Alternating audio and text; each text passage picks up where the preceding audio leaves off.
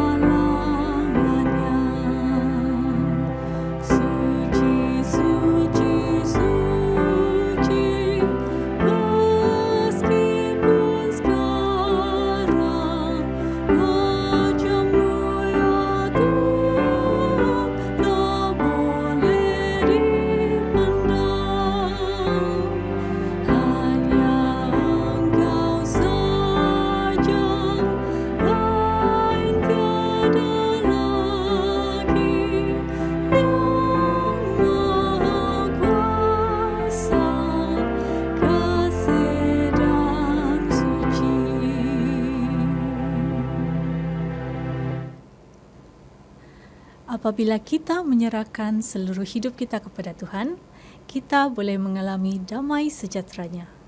Duduklah dekat kaki Yesus dan dengarlah nasihat-nasihat penghiburan daripadanya.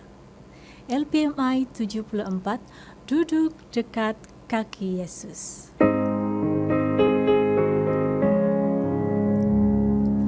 Duduk dekat kaki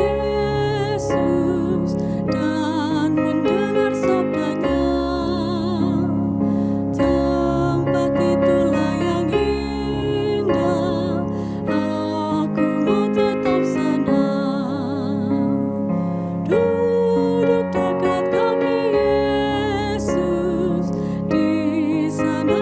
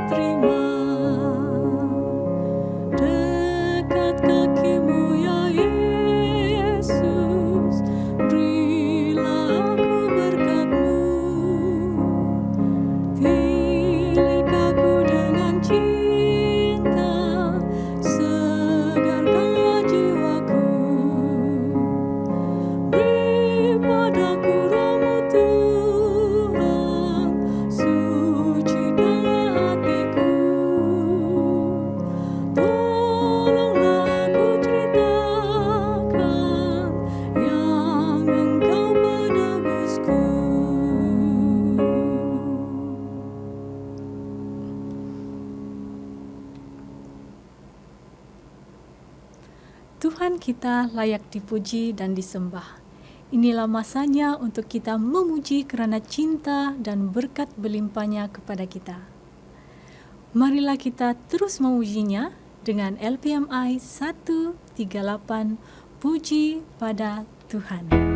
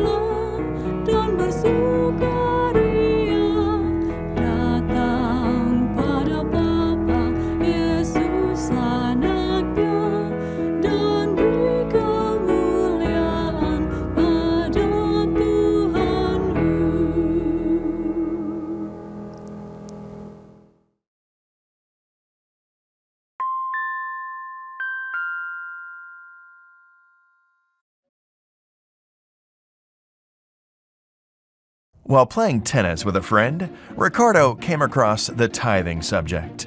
His friend, who attended an evangelical church, told how things were done in his church.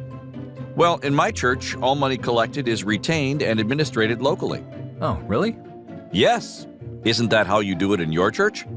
No, we actually use the storehouse system. Storehouse system? What do you mean? Well, resembling the biblical storehouse principle, the Adventist Church brings some of the funds collected by each local church to a common bucket and then distributes them equitably.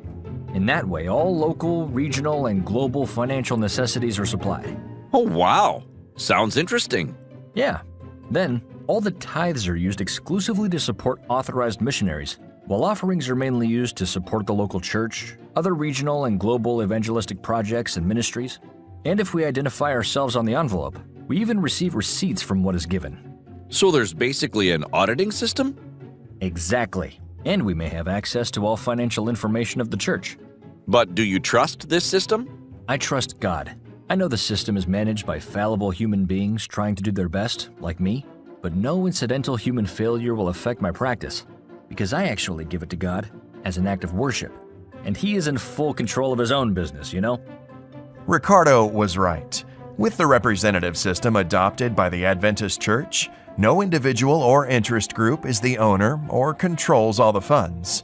Local church and regional representatives elect regional and world leaders for limited terms, and they are regularly audited on how they use the church's resources. Besides that, all pastors and leaders are paid on the basis of a common salary scale. 21 million members worldwide contribute to the same pot, with tithes and promise or regular systematic offerings. And the church is now present in 213 out of the 235 countries and areas recognized by the United Nations. They do that because united, they are stronger and are able to do more and go farther.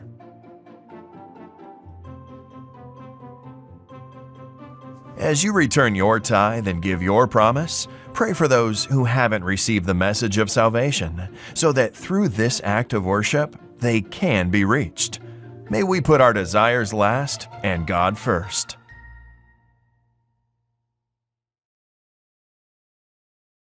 Shalom dan selamat hari Sabat. Tentu kita sentiasa bersyukur kepada Tuhan karena rahmat dan anugerah-Nya sentiasa menjadi bagian dalam hidup saudara dan saya. Bagi mengawali khotbah pada pagi hari ini, mari saudara-saudari untuk berdoa bersama dengan saya. Mari kita berdoa. Tuhan, Bapa kami yang bertakhta bersemayam di dalam surga, kami menghadap akan Engkau, dan Engkau sebagai Khalik dan Tuhan Raja kami yang kami sembah dan kami puji. Tuhan, kami sangat bersyukur dan bersuka cita oleh karena rahmat dan anugerah Tuhan yang senantiasa melindungi dan memeliharakan kami. Terima kasih karena hari Sabat yang indah ini. Kami boleh menikmati berkat Tuhan, berkat dari firman Tuhan yang kami dengarkan bersama. Urapi hamba-Mu dengan Roh Kudus sehingga saya boleh menyampaikan kebenaran dan membacakan firman Tuhan yang boleh meneguhkan dan menguatkan hati kami masing-masing. Terpuji nama-Mu Tuhan, Engkau sudah mengampuni kami juga, bahkan menyiapkan kami semua di mana saja para pendengar mendengar dan melihat dan menonton dapat berkat yang luar biasa daripada Tuhan. Terima kasih Engkau sudah mendengar dan menjawab doa kami. Kami serahkan dari awal hingga akhir khotbah ini. Karena kami sudah berdoa di dalam nama Yesus yang sudah menjadi juru selamat dan penebus kami. Amin. Satu kali ada seorang pemuda yang mengalami kecelakaan. Dan dia telah mengalami suatu kecelakaan yang mengerikan. Namun pemuda ini ketika dia memandu kendaraan dan keretanya tidak dapat dikontrol di petang hari, lalu dia eksiden dan dirinya sempat terkeluar dan pergi ke satu tempat yang agak curam. Dengan sadarkan diri, dia terpaut pada satu dahan. Dan dia melihat ke bawah, ternyata sungguh merisaukan dia. Karena tempat itu agak curam. Nah, apa yang terjadi pada waktu itu, saudara dan saudari? Pemuda ini terus bergayut pada dahan kayu itu. Karena dia tidak sanggup lagi melihat ke bawah. Karena keadaan dan suasana pada waktu itu adalah sangat curam. Karena sudah waktu agak petang dan agak mau gelap, hari mau gelap, dia sangat risau dan sangat bimbang. Lalu dia berdoa. Dia berdoa dalam hatinya, meminta tolong kepada Tuhan. Lalu setelah dia berdoa di dalam hatinya, dan doa di dalam hatinya adalah, Tuhan, tolong saya, bantu saya, selamatkan saya. Tetapi ketika dia sudah mengaminkan, dia masih bimbang dan masih risau. Karena dia tidak sanggup lagi melihat apa yang ada di bawah sana. Lalu pemuda ini terus bergayut. Hari semakin gelap. Dia terus bergayut, ketakutan. Dan dia mendengar suara bisikan di telinganya bahwa, lepaskan pegangan tanganmu. 3 kali suara itu mengatakan di telinganya bahwa lepaskan pegangan tanganmu, lepaskan pegangan tanganmu. Tapi karena dia takut, masih risau, dia tetap berpegang dan berpaut pada dahan tersebut. Sehinggalah malam tidak ada lagi yang boleh dilihat di bawah ataupun di atas sana. Dan bisikan itu hilang di telinganya. Ketika hari sudah siang, mau siang, dia mulai boleh melihat di persekitarannya. Lalu dia melihat ke bawah. Ternyata jarak dia dari dahan itu dan tanah ke bawah itu tinggal 2 cm saja lagi. Saudaraku yang dikasihi Tuhan, dia menderita sepanjang malam, bergayut, ketakutan. Dia tidak dengarkan bisikan yang lepaskan pegangan tanganmu. Berdasarkan ilustrasi ini, saudara dan saudari yang dikasihi Tuhan, maka saya mengangkat judul khotbah pada Sabat ini, di manakah imanmu? Saudara-saudari yang dikasihi Tuhan, apabila kita memahami kesulitan, kesusahan dan penderitaan hidup, kita sering berkata, mungkin Tuhan sudah melupakan saya, Tuhan tidak memeliharakan dan memperdulikan saya lagi. Sudah tentu bagi orang yang beriman, memahami penderitaan hidup itu tidaklah demikian. Lihat saja kehidupan Daud, contoh orang yang beriman. Ketika menghadapi masalah, dia katakan bahwa tertindas itu baik bagiku, supaya aku belajar ketetapan-ketetapanmu. Itu kita boleh lihat di dalam buku Mazmur 119 ayat yang ke-71. Jadi untuk menghadapi tantangan hidup, ada 2 pilihan yang akan kita boleh pilih. Yang pertama, kita akan memilih bahwa segala malapetaka dan kesusahan yang kita hadapi, kita boleh tuduh Tuhanlah penyebabnya. Yang kedua adalah, kita akan menerima segala malapetaka, kesusahan dan penderitaan hidup dengan memiliki pengharapan dari Yesus Kristus. Mari kita membaca Alkitab kita dalam Lukas 8 ayat 22 sampai ayat yang ke-25. Saya mulai dari ayat yang ke-22. Pada suatu hari Yesus naik di dalam perahu bersama-sama dengan murid-muridnya. Dan dia berkata kepada mereka, marilah kita bertolak ke seberang danau. Lalu bertolaklah mereka. Ayat 23. Dan ketika mereka sedang berlayar, Yesus tertidur, sekonyong-konyong turunlah taufan ke danau, sehingga perahu itu kemasukan air dan mereka berada dalam keadaan yang bahaya. Maka datanglah murid-muridnya membangunkan dia. Katanya, Guru, Guru, kita binasa. Ia pun bangun lalu menghardik angin dan air yang mengamuk itu. Dan angin dan air itu pun redah. Dan danau itu menjadi teduh. Ayat yang terakhir, yang ke-25. Lalu katanya kepada mereka, di manakah kepercayaanmu? Maka takutlah mereka dan heran. Lalu berkata seorang kepada yang lain, siapakah gerangan orang ini sehingga ia memberi perintah kepada angin dan air dan mereka taat kepadanya? Saudara-saudariku yang dikasihi Tuhan, Alkitab menceritakan tentang kehidupan Yesus yang penuh dengan kesibukan melakukan pelayanan seperti sibuk mengajar, sibuk menyembuhkan, bahkan sibuk menghadapi kritikan orang-orang Farisi.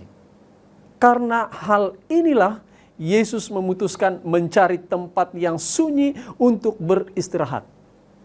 Itu sebabnya dalam ayat 22 Yesus berkata, marilah kita bertolak ke seberang. Dan murid-muridnya pun mentaati apa yang Yesus perintahkan. Nah, saudara-saudari yang dikasihi Tuhan, di dalam perahu, karena Yesus sudah capek, lelah, penat, dia langsung tidur. Mengapa Yesus dapat tidur dengan nyenyak? Ada 2 hal yang saya mau katakan di sini. Yang pertama adalah, ini menunjukkan bahwa Yesus adalah 100% sebagai manusia yang boleh merasakan lelah dan penat. Hal kedua adalah Yesus dapat tidur dengan nyenyaknya karena dia tahu bahwa Bapaknya yang di surga selalu menjaga dirinya. Amin. Amin, saudara-saudari. Kalau kita ikuti cerita ini, cerita perikop ini, tiba-tiba sekonyong-konyong turunlah taufan menyerang Danau Galilea. Murid-murid Yesus itu merasa bingung dan sangat ketakutan. Oleh karena apa? Karena angin yang begitu keras, hujan yang sangat keras, dan halilintar yang menyambar-nyambar. Sangat menakutkan. Dan ini adalah hal yang sangat menakutkan bagi murid Yesus pada waktu itu. Nah, siapa sajakah orang yang berada dalam perahu pada waktu itu, saudara-saudari? Sudah tentu ada Petrus di sana, Yakobus, Yohanes, Andreas, dan murid-murid lainnya. 4 dari murid Yesus ini adalah orang-orang yang ahli dalam kelautan. Dulunya mereka adalah seorang nelayan. Mereka boleh hidup di danau, mahir mengemudikan perahu dengan selamat meskipun melalui angin ribut. Tetapi saat itu mereka benar-benar tidak dapat berbuat apa-apa. Kekuatan dan ketangkasan mereka tidak bermakna. Mereka tidak berdaya di tengah amukan angin ribut. Roh nubuat mengatakan bahwa hancurlah harapan mereka ketika mereka melihat perahu mereka telah penuh dengan air. Sebenarnya murid-murid Yesus memang sudah biasa menghadapinya. Alkitab menceritakan. Tetapi pada saat perahu mereka telah dimasuki air, mereka berada dalam situasi yang sangat bahaya dan menjadi takut, bimbang, sehingga mereka berusaha sekuat tenaga mereka untuk apa? Mengendalikan perahu dengan menurunkan layar, dengan membuang air yang masuk ke dalam perahu. Mereka mencoba mengendalikan kekuatan, kemampuan. Mereka coba mengandalkan kekuatan, kemampuan, pengetahuan, kepintaran, kehebatan, dan lain sebagainya yang ada di dalam diri mereka. Namun yang terjadi justru adalah sia-sia. Mengapa, saudara-saudari? Karena mereka lupa bahwa Yesus ada bersama di dalam perahu. Nah, saudara-saudari yang dikasihi Tuhan, murid-murid itu akhirnya menyadari bahwa keahlian, kehebatan, kepintaran mereka tidak dapat memberikan keselamatan bagi mereka. Dan pada akhirnya mereka datang kepada master di atas segala master. Mereka datang dengan doa mereka. Apa bunyi doanya? Master, Master, we perish. Guru, Guru, kita binasa. Lalu Yesus bangun dan menghardik angin itu menjadi, sehingga danau itu menjadi apa? Redah dan tenang. Seringkali kita seperti murid-murid Yesus. Ketika badai pencobaan datang menimpa kita, kita mengandalkan kekuatan diri kita dan melupakan Dia yang adalah penopang dan pelindung kita. Seharusnya mereka menyadari bahwa Yesus sanggup menolong mereka. Satu hal yang perlu diingat, saudara-saudari, kita baca di Kisah 2 ayat 21 mengatakan bahwa barang siapa berseru kepada nama Tuhan akan diselamatkan. Jadi hanya mereka yang mau berseru akan namanya yang akan diselamatkan. Pertanyaan yang saya mau tanyakan sekarang adalah, apakah Yesus tetap tertidur? Kerinduan segala zaman halaman 360 mengatakan bahwa belum pernah ada satu jiwa pun yang berseru-seru dilalaikan. Kristus boleh saja sibuk dengan begitu banyak pekerjaan di dunia ciptaannya ini. Namun saat Anda dan saya berteriak meminta tolong, Dia tidak pernah menutup telinganya. Krisis di Galilea boleh diaplikasikan pada zaman kita sekarang. Seperti dalam awal-awal kehidupan kita. Baik dalam awal usaha kita, baik dalam awal-awal pekerjaan kita, dan suasana tenang dan bahagia masih kita nikmati.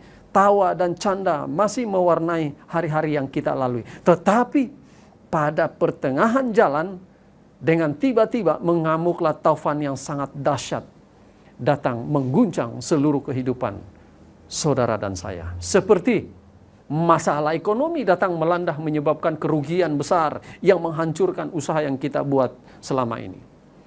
Kedua, kabar duka cita tiba-tiba datang dan mengatakan salah seorang dari anggota keluarga telah meninggal. Kehilangan uang atau barang-barang yang sangat berguna bagi kita. Kecelakaan tiba-tiba, menderita karena sakit.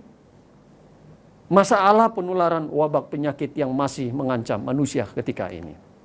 Saudara dan saudari, sementara kita melihat semua masalah yang melanda hidup saudara dan saya, sudah tentu saudara akan bertanya, apa yang dapat dilakukan untuk menghadapinya? Apa tindakan kita sebagai umat Seventh-day Adventist dalam menanggapi setiap masalah dan setiap penderitaan hidup yang kita alami? Dalam situasi-situasi yang membimbangkan, entah di masa lalu dan masa sekarang, Tuhan memanggil kita sebagai umatnya untuk menawarkan ketenangan ketika melalui ribut badai. Kita adalah sauh tiang pengharapan sementara kita hidup tampil beda bagi menunjukkan orang ramai kepada dasar keyakinan kita yang kokoh dalam Yesus Kristus. Amin. Saudaraku yang dikasihi Tuhan, ingat bahwa ombak itu tidak akan pernah datang sendirian, tetapi ada banyak lagi ombak yang lain akan datang menyusul. Pencobaan juga demikian. Setelah kita mengalami satu masalah, datang lagi masalah yang lain menyusul. Hidup dalam dunia ini penuh dengan pencobaan dan penderitaan. Namun kita jangan pernah menyerah pada pencobaan. Amin. Kita mengetahui bahwa angin ribut boleh menyerang kita bukan karena dosa-dosa yang kita perbuat, tetapi oleh karena ketaatan kita. Saudaraku, bagi yang baru kenal Yesus dan yang baru terima Yesus, jangan pernah lepaskan pegangan tanganmu kepada keyakinanmu terhadap Yesus Kristus. Tuhan itu sungguh luar biasa. Tuhan itu adalah juru selamat saudara dan saya sendiri. Mengapa kita sudah sungguh-sungguh taat kepada Tuhan, namun masih diserang oleh angin ribut? Angin ribut ataupun taufan sering berbicara kepada kita, itu adalah serangan dari setan. Tetapi juga dapat merupakan ujian bagi iman saudara dan saya. Tujuannya apa, saudara? Jika kita menang dapat melalui angin ribut itu, bukan suatu hal yang akan memalukan diri saudara, diri saya. Tetapi itu adalah kemuliaan Allah akan dinyatakan dalam hidup saudara dan saya. Kristus pun pada waktu di dunia dia merasakan serangan yang sama seperti yang dialami murid-muridnya. Jadi jika kita harus menderita karena Kristus, Dia akan ada bersama-sama kita, bersama-sama dengan saudara dan saya di tengah-tengah krisis dan memberikan pertolongan. Amin. Pada waktu Petrus berjalan di atas air, dia melihat bahwa di depannya ada ombak yang besar hendak menimpanya. Maka dia mulai takut, dia mulai bimbang. Itulah sebabnya Petrus mulai tenggelam. Dalam peristiwa tersebut, Ellen G. White ataupun Ron Hubbard mengatakan bahwa di balik ombak besar itu, di sana ada Yesus. Bila mana Petrus berteriak memanggil Yesus, maka Yesus datang. Kemudian memegang tangan Petrus, dan akhirnya Petrus tidak sampai tenggelam. Apabila kita ada masalah, apabila saudara dan saya ada masalah, pikirkanlah Yesus yang ada di balik masalah yang kita hadapi, yang saudara hadapi, dan berserulah kepadanya. Dengan pasti Dia akan menjawabnya. Yesus menegur murid-muridnya dengan keras. Kita lihat di ayat terakhir, pasal 8 yang ayat ke-25 mengatakan, di manakah kepercayaanmu? Yesus menegur murid-muridnya karena kurang percaya. Di manakah kepercayaanmu? Ada dua hal yang ditegur oleh Yesus pada waktu itu. Yesus tidak marah karena mereka membangunkannya. Namun Yesus marah karena kurang percaya. Tidak ada mukjizat yang akan terjadi bagi mereka yang hidupnya kurang percaya dan penuh kekhawatiran. Kekhawatiran membuat kita tidak pernah tenang, tidak pernah damai. Kurang percaya membuat iman kita lemah, pada akhirnya kita tidak mau berdoa dan tidak mau lagi datang kepada Tuhan dan tidak ingat Tuhan lagi. Yang kedua, Yesus menegur angin dan danau itu. Tidak ada yang tidak mungkin bagi Yesus. Semua dia dapat lakukan dengan ucapannya. Luar biasa. Mari kita ingat beberapa tokoh-tokoh Alkitab seperti Musa. Dikenal karena dapat membelah laut dengan tongkatnya. Yesua merubuhkan tembok Yeriko dengan tabut perjanjiannya.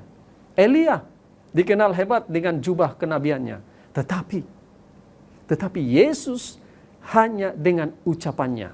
Dia berbicara, maka semuanya menurut perintahnya.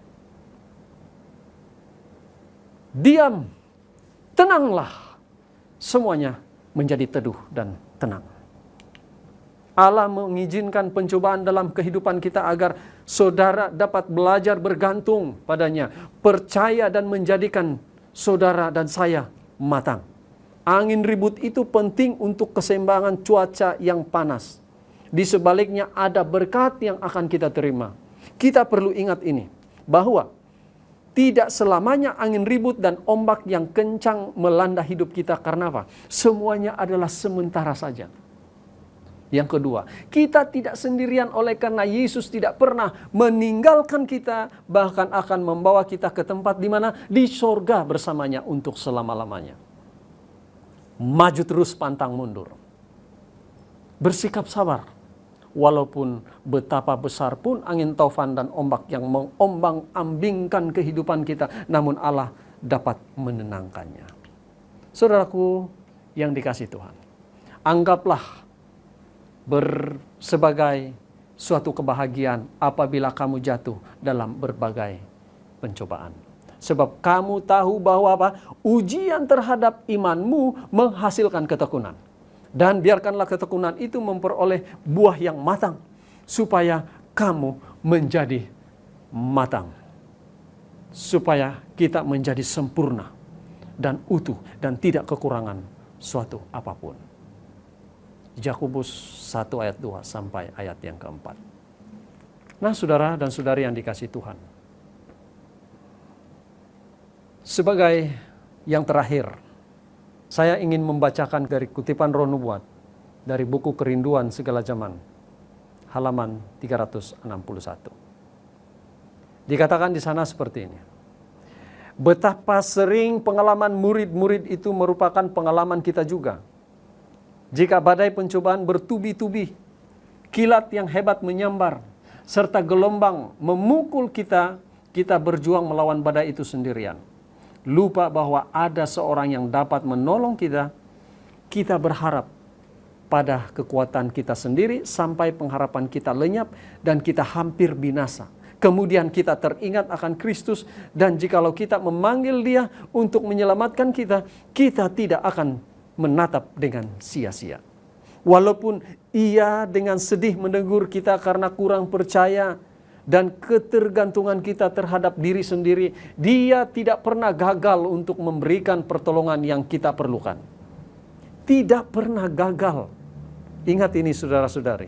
Tidak pernah gagal untuk memberikan pertolongan yang kita perlukan. Amin. Inilah kata-kata Roh Nubuat. Selanjutnya, di darat, di lautan, jikalau kita mempunyai juru selamat di dalam hati kita, tidak perlu ada kekhawatiran. Iman yang hidup di dalam penebus akan memenangkan laut kehidupan, serta akan melepaskan kita dari bahaya di dalam cara yang menurut pengetahuannya adalah yang terbaik. Saudaraku yang dikasihi Tuhan, mari kita menerima segala malapetaka, kesusahan, penderitaan hidup dengan memiliki apa? Pengharapan sejati dari Yesus Kristus, Tuhan kita. Tuhan mengetahui apa yang sedang terjadi saat ini.